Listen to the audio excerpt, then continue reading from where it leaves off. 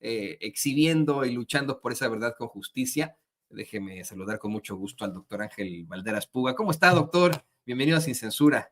Estimado Toño, pues aquí escuchando Sin Censura, me eché toda la parte de Paco Cruz y también lo que acaba de señalar Nancy Flores, magnífica periodista. Yo siempre he seguido desde hace muchos años a Contralínea. Empecé a seguir más Contralínea que Proceso, sobre todo desde que cayó en manos de la derecha. Y bueno, pues ahora mi referencia para el periodismo de investigación no es la única, pero es Contralínea, ¿no? Oye, y me pregunta Libero que dónde está Titus.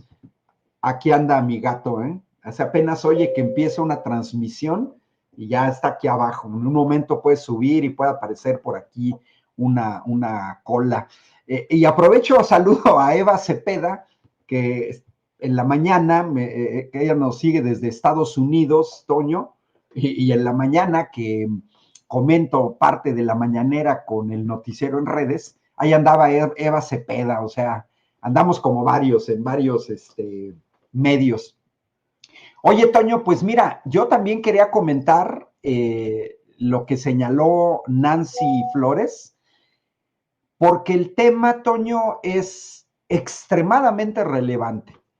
Muchos temas son muy relevantes, pero tiene que ver con lo que hizo el neoliberalismo en 36 años, no solamente en México. Esto, a ver, esto lo tenemos que tener bien claro. Mira, el modelo neoliberal que se impone a nivel mundial, incluso por la fuerza, como el golpe de Estado en Chile en 1973 con Pinochet, pues son los años 70, donde viene una lucha de ascenso social, la lucha por el estado del bienestar en Europa y la respuesta del capitalismo salvaje.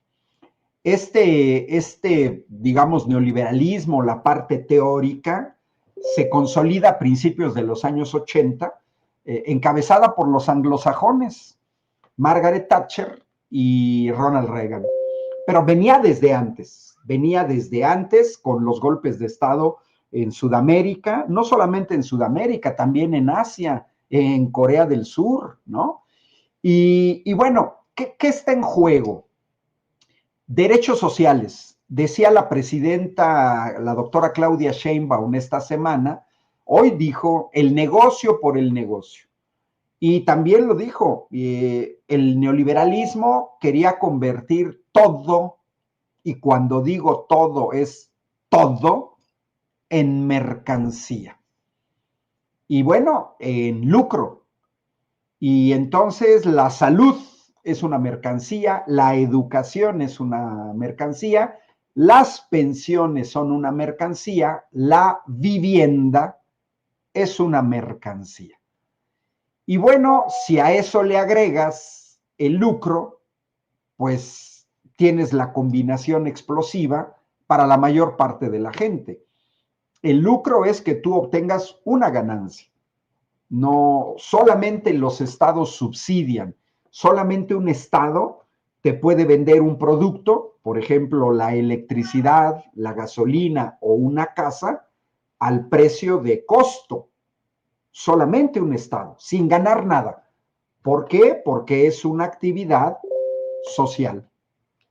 Solamente un estado te puede subsidiar, que significa venderte un producto a menos del costo de producción. Ninguna empresa privada en la historia de la humanidad, en ninguna parte del mundo, ninguna, puede venderte algo más barato de lo que cuesta producirlo. Ninguna empresa privada, se entiende. Y luego ya entraríamos en términos de el margen de ganancia. ¿Cuánto ganas, no? De la información que dio el miércoles Octavio Romero, exdirector de Pemex, hoy director del Infonavit, presentó una gráfica que iba de 2016 a 2024, por ahí circula en redes, que muestra claramente cómo durante los últimos 10 años se ha reducido notablemente la construcción de vivienda, sobre todo la de interés social. Vamos en el año 2016, de 264,000 viviendas, a agosto de 2024, 80,000. Es decir, 3 veces menos. Y así se fue reduciendo, se fue reduciendo. El año previo a la llegada de la 4T eran 210,000 y ya en el gobierno de la 4T 180,000, hasta llegar a 80,000, de 264,000 a 80,000. Pero el otro dato relevante es el porcentaje de vivienda de interés social. ¿Qué quiere decir? Viviendas para la clase trabajadora, viviendas pequeñas, no viviendas con campo de golf incorporado o con alberca olímpica, ¿no? Ni siquiera con alberca, ¿no? Viviendas de interés social. Bueno, en 2016, la mitad de las viviendas eran de interés social y la mitad de mayor costo. Pero para 2024, el porcentaje ya es solamente un 15% de vivienda de interés social. ¿Qué tiene que ver? Exacto, esa fue gracias a producción, porque esa gráfica, Toño, a mí me parece clave, relacionado con la cuestión del Infonavit. Miren, tristemente un 15% de vivienda de interés social. ¿Qué significa una vivienda de interés social? Pues significa lo mismo que el Seguro Social y el ISSSTE en cuestiones de salud, o sería lo mismo que las primarias, secundarias, bachilleratos y universidades públicas para el sector educación. Son rubros donde no hay una ganancia o si la hay, no es excesiva. Ese es el objetivo central del Infonavit, así nació, con esa orientación, y también el FOBISTE para los trabajadores federales. Es lo mismo, son 2 institutos de vivienda. La diferencia es que al Infonavit se accede quienes cotizamos en el Seguro Social y al FOBISTE se accede quienes cotizamos al ISSSTE. Pero la cuestión es financiar viviendas de interés social. Viviendas decentes en donde pueda vivir una familia sin que te cuesten 8 millones de pesos. Porque con la contracción salarial a la que nos llevó el neoliberalismo, pues no lo puedes comprar. Mira, Toño, pues tú y yo fuimos jóvenes. Mi gato Titus, que está aquí a un lado, me preguntan, fue un gato joven. Cuando uno termina una carrera o cuando uno se incorpora a la vida laboral, pues no tenemos dinero para comprar una casa, Toño, a menos que seas heredero de una familia potente o rica, hay que decirlo. Y entonces te pueden heredar una casa, te pueden comprar un depa, dependiendo de tu familia, te pueden regalar un pied-à-terre en París, un penthouse en Manhattan, no sé, depende, una casa en la Costa Careyes, pues dependiendo del dinero, ¿no? Pero los comunes mortales, pues empezamos a comprar nuestras viviendas a partir de nuestro salario. Eso implica ahorro. Y bueno, los que tenemos derecho a la prestación del Infonavit, se nos descuenta una parte de nuestro salario para acceder a un crédito.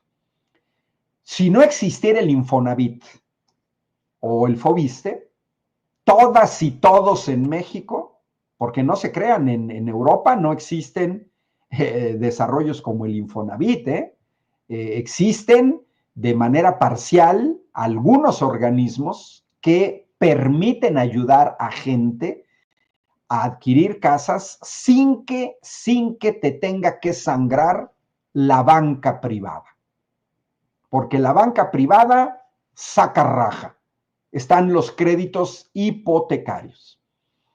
El gran problema para la adquisición de una vivienda, pues es que un crédito te puede llevar 30 años para pagar. 30 años y además también tiene que ver con un pago de mensualidades.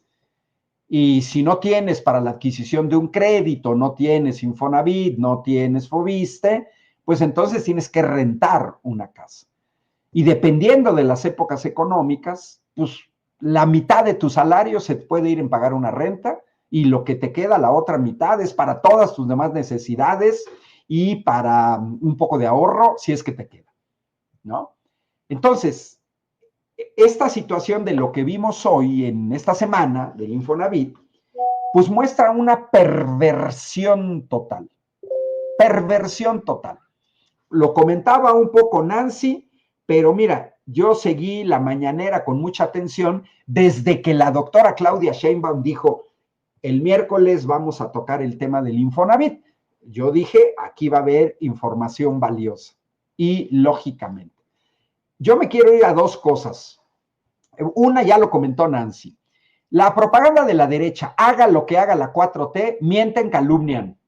Haga lo que se haga. A todo le buscan. Puede ser el Tren Maya, el Aeropuerto Internacional Felipe Ángeles, la adquisición de la refinería de Deer Park o, en este caso, modificaciones de ley del Infonavit, que de todas maneras, Toño, se los va a cargar el chamuco porque la ley va a pasar. Y la ley va a pasar por la sencilla razón de que Morena y aliados tienen la mayoría en la Cámara de Diputados, en la Cámara de Senadores. No es una reforma constitucional, no se requieren mayorías calificadas y entonces la ley se va a modificar.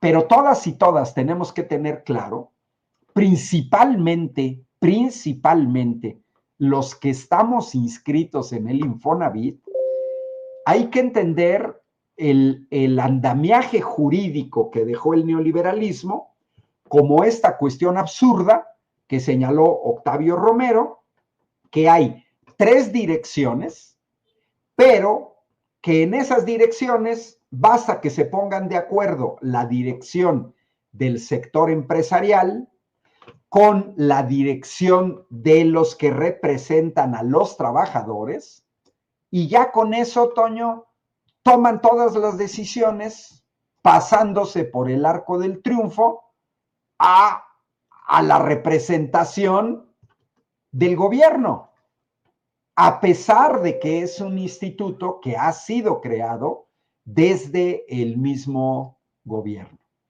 Entonces, en esa situación, sí debe de ser claro que urge la reforma para frenar el abuso. Todo mundo, todos y todas podemos entrar al portal del Infonavit para darnos cuenta que la estructura orgánica se tiene el director general, Octavio Romero Oropesa, se tiene un director sectorial empresarial, Carlos Javier Gutiérrez Ruiz, y se tiene una dirección sectorial de los trabajadores, Mario Macías Robles. De ahí vienen las decisiones. Bueno, para hacer una síntesis ya muy rápido, mira, una es, se tiene que cambiar la estructura para que no haya complicidad entre sector empresarial y sector social de los trabajadores para imponer todos los esquemas de corrupción que se plantearon. Yo al menos detecté 7, 8 esquemas de corrupción.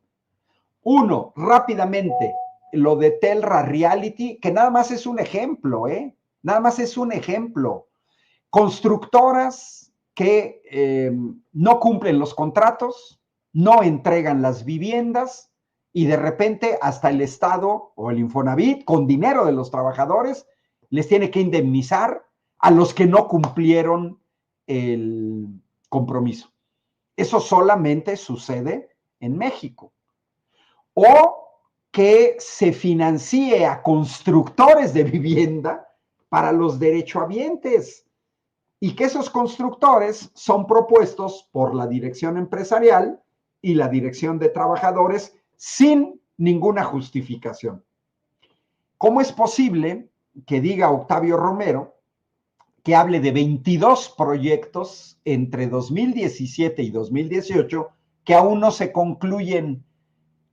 Público de Sin Censura, Toño, estamos en 2024, 7 años sin concluir 22 proyectos. Tercer esquema de corrupción. El mismo Infonavit financia a empresas privadas para la adquisición de terrenos, licencias y permisos. Increíble. 4 esquema, red delictiva que incluye a trabajadores del Infonavit, notarios, despachos y peritos valuadores coludidos para vender una misma vivienda varias veces. Señaló el caso Octavio Romero de 2 notarios relevantes que entre 2014 y 2022, 240 casas fueron vendidas 1,600 veces. Quiere decir 8 veces vendida la misma casa. Y entre 2015 y 2022, 154 casas vendidas 900 veces. Otras 8 veces más. Sigue la corrupción, complicidad del Poder Judicial. Juicios masivos, pagos millonarios de 3,600 millones a 4 despachos para la recuperación de créditos. Todo esto no se podría sin la complicidad del Poder Judicial. Es otra razón más para la urgente reforma al Poder Judicial. Ya lo señalaba Nancy, recordamos el caso, tú también lo mencionaste, Toño, el caso de Mapfre, empresa extranjera, española, Tepeyac, con seguros incobrables, adicionales, innecesarios, porque ya había cobertura por el Infonavit. Ahora, muy preocupada la derecha y sus medios, y Xóchitl Gálvez y Carolina Villano por el dinero de los trabajadores, ya gobernaron, nunca les interesó el dinero de los trabajadores. Ahí está un ilegal e ilegítimo reparto de utilidades. Y luego, sueldos excesivos por encima del salario de la presidenta. Lo comentaba Nancy, Toño, ¿quién no quisiera estar en el Infonavit y que te paguen entre 60 y 90,000 pesos por irte a sentar 2 horas? No creo que duren más, en una asamblea. Esta gente que cobra más que la presidenta de la República, no tienen funciones, no tienen responsabilidades, pero ganan entre 60 y 90,000 pesos por cada asamblea. Bueno, yo terminaría, Toño, preguntándome, porque despuesito de esa mañanera del miércoles, pues me metí al organigrama, a checar el organigrama del Infonavit para ver nombre y apellido. Y si cualquiera puede ingresar, cualquiera puede ingresar al portal del Infonavit, en la sección de transparencia, viene una sección que se llama el Instituto. Y entonces, a ver, múltiples casos de corrupción desde la cúpula del Infonavit. Y yo quise saber, y entonces, ¿a quién representa el señor Carlos Javier Gutiérrez Ruiz de la Dirección Sectorial Empresarial? Y podemos ver que hay 3 organismos empresariales representados en el Infonavit: Concamín, Concanaco y Coparmex. Concamín, Concanaco y Coparmex. Estos tres organismos empresariales nos deben una explicación de cómo es posible que ante sus narices se lleven a cabo estos actos de corrupción. Yo me preguntaría si algún empresario afiliado a Concamín, a Concanaco o a Coparmex permitiría que en su empresa privada se dieran este tipo de corruptelas. Les preguntaría a empresarios de Concamín, Concanaco, Coparmex si pagan entre 60 y 90 mil pesos por asistir a una asamblea. Porque este dinero, muy preocupados por dinero de los trabajadores. Y luego, vámonos, Toño, a la parte de los trabajadores, que se supone debería la Dirección Sectorial de Trabajadores, pues defender el interés de los trabajadores. Estamos viendo que no es así. ¿Quién la dirige? Mario Macías Robles. También ahí en el portal del Infonavit, todos podemos checar que en el directorio del Consejo de Administración, por parte de los trabajadores, hay 3 miembros propietarios de la CTM. 1 de la CROC, 1 de la Federación Nacional de Sindicatos Bancarios. ¿Sí? Y por otro lado, en ese Consejo de Administración hay 2 integrantes de Concamín, 2 de Concanaco Servitur y 1 de la Coparmex. Pero si nos vamos a los representantes de las organizaciones nacionales en la Asamblea General, ahí encontramos a 8 miembros de la CTM, a 2 miembros de la CROM, a 1 de la CROC, a 1 del Sindicato Nacional de Trabajadores del Seguro Social y a 1 del Sindicato de Ferrocarrileros. Y a 2 más de la Alianza Sindical Mexicana. Estamos hablando de 15. Y en esa asamblea hay 6 de Concamín, 12 de Concanaco y 3 de Coparmex. Es decir, estamos hablando de una cantidad de 15 representantes por parte de los patrones, 15 por parte de los trabajadores.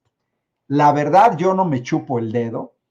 Estamos hablando de 30 representantes, 30 representantes de trabajadores y de empresarios que no se han dado cuenta de todo este lío.